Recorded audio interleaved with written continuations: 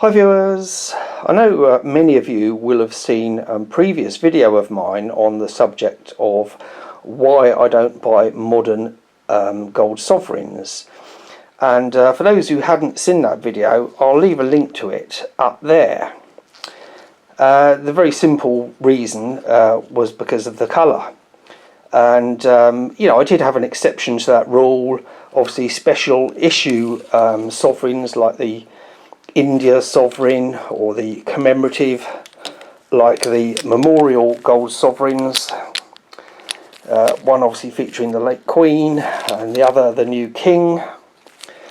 So I did make an exception for certain sovereigns, but the older ones were always my go-to, and I'll see if I can do a comparison here in my failing light. They do show up very clearly in the other video that I linked at the top, but let's see if we can't have a comparison.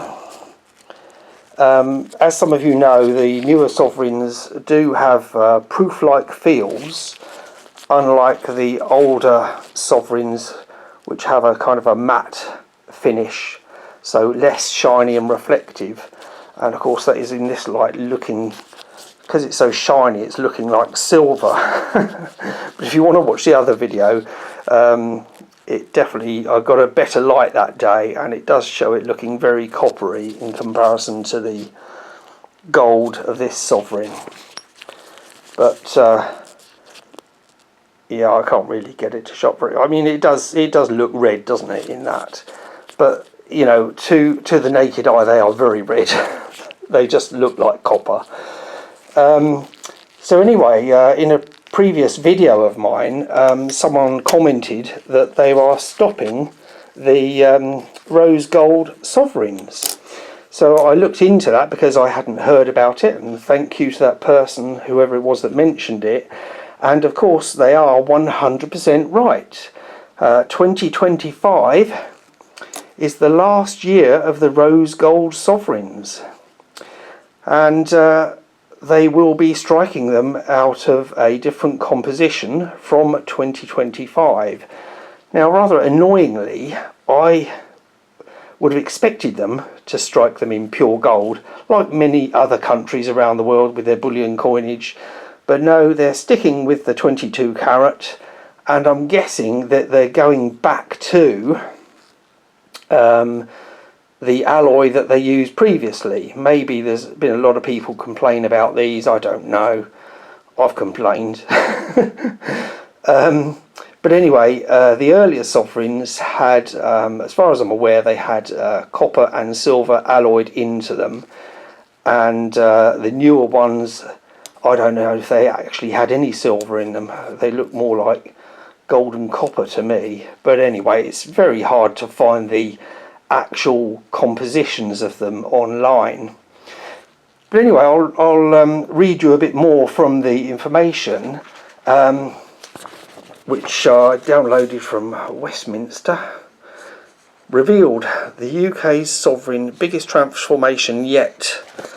So yes, the last rose gold sovereign, which will be in 2025. And yeah, they're saying it's the most significant change in recent history. First, the announcement that 2025 will be the last ever sovereign issue struck in the iconic rose gold. I could think of a better word than iconic, but there you go. Anyway, from 2026 onwards, collectors will see a new yellow gold alloy. Who bloody ray? Anyway, yeah, so there we go. And obviously, as you caught a glimpse of there, it will be the first ever UK silver sovereign. Now, for those of you who have been around as long as I have, you will remember that they did strike £20 coins with this design. I don't have any left, but I do have a Victoria sovereign with the Benedetto Pastrucci design, and which they will be using. So I'm curious to know more about that, whether they're going to use the horrible milk spotting silver they've been using, or whether they're going to come up with something else. I don't know. But also there'll be a brand new shield back design, which I think said hadn't been the shield back for 20 years. I think that's what I read somewhere. So there's a bit more information about it there if you want to read through it.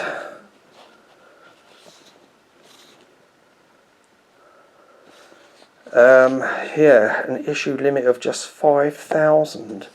Well, you got zero chance of getting one of those then. They're probably all sold out already before release.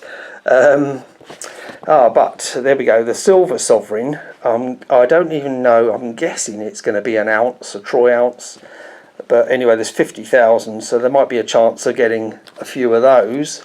And hope that they don't milk spot up like the other Royal Mint stuff. And obviously there's the information on the... it's a bit annoying they're saying it's the first ever Silver Sovereign, because they did strike the £20 coin with that design. But I suppose they didn't call it a sovereign, which has a face value of £1, and that had a face value of £20. But yeah, all of those that I had traded away a long time ago. But anyway, so for me, I'm very happy to be seeing the end of the rose gold, and look forward to seeing some gold. Although I wish they'd dropped that proof like fields as well, because these were just, so much nicer. I could handle these. That I wouldn't dare put my fingers on that, because that will just show up a thumbprint in a second flat, especially with my sweaty hands. But these you could handle. It just did not. I think Meteo Man will inform us on what the strike is called on this. It's not really frosted, but it's not exactly matte either. But it's a nicer finish for I think for a bullion coin. One that you can handle without having to worry about putting it in a capsule, even though I do, as you saw. But anyway, hope you found the video informative, and keep calm and keep stacking whatever it is you stack, and I'll see you on the next one. Bye.